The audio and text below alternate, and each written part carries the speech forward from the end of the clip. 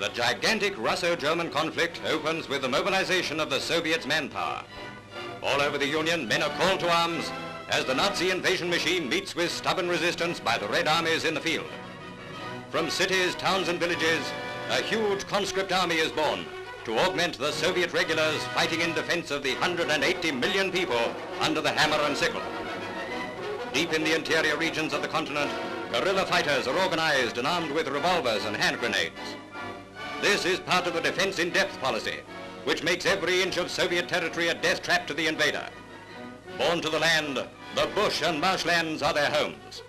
In this tangled maze of undergrowth, the bands of guerrilla men await the time to strike death and destruction from their jungle fortresses.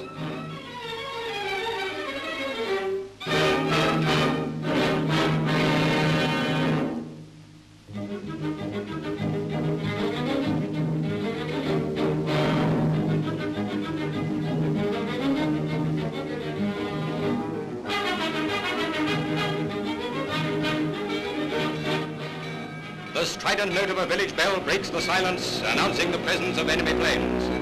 From farmhouses and cottages, the peasants run to their appointed places. Although far from the battle zone, the long Nazi arm of sabotage and destruction may reach deep into the rear of the Soviet lines.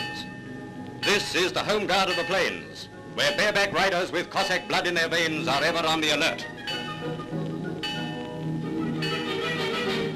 Grazing cattle in the pastures are herded and driven into the woods for protection. Out of the skies are descending German parachutists, not in vast numbers, but in twos and threes. Silent agents of modern war, as dangerous as the plague. Within a space of minutes, the villagers become a cavalry unit of relentless killers, riding like redskins to the attack.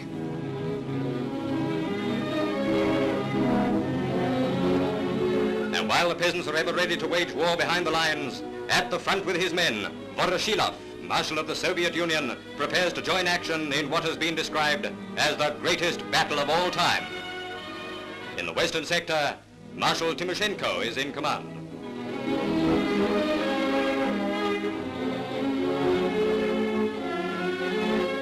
And in the southwest, Marshal Budeny, the heavily moustached cavalry officer, controls the destiny of many Red divisions. Advanced fighter stations, units of the Red Air Force come in for their baptism of fire.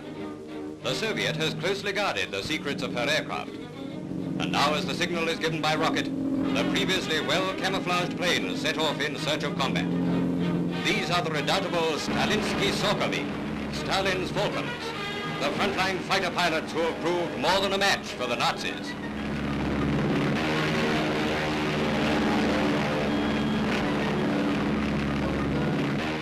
Gradually, the tide of war, creeping like lava from a volcanic eruption, drives the populations of hamlets and villages from their homes. Closer and closer come the sounds and sights of war.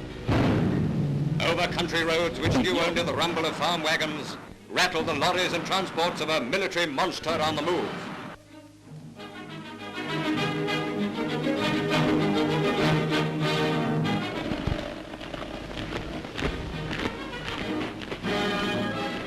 Like the surging gusts of wind that precede the tornado, Soviet tanks head for the place of carnage, where hordes of ironclad monsters charge each other like demented jungle elephants.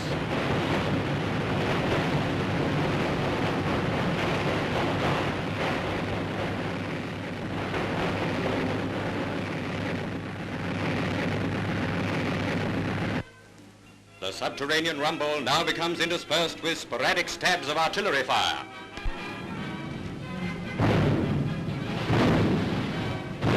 Here is the preamble of a war which has staggered the world with its ferocity. Along a front of over 1,000 miles, black armies of millions of men fight furiously.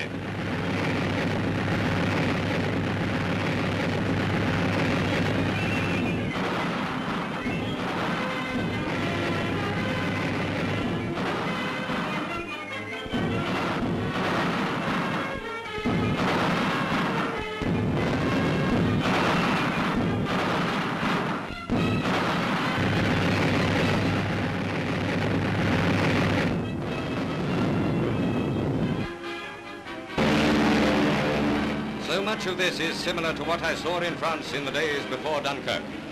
The almost ceaseless activity on aerodromes, the constant surging of tanks and lorries, guns and troops in an almost incomprehensible panorama.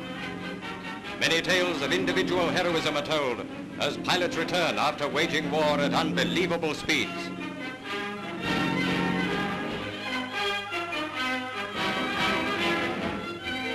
The soil of the Soviet Union now rapidly carries its harvest of war's flotsam and jetsam.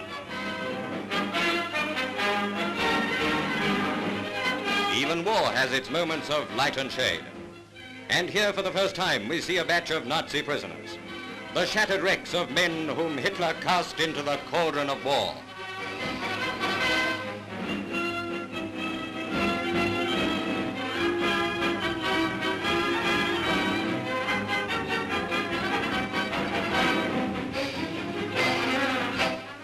At a bomber station, we get a glimpse of some of the ground staff at work bombing up.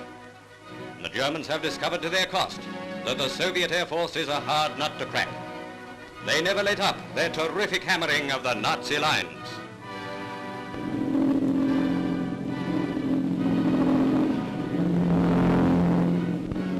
This stumpy fighter is a type seen first in action in the Spanish War. Now from the cockpit of a Soviet bomber, the camera takes you to where, hundreds of feet below, the full weight of war is being waged in a holocaust of splintering steel.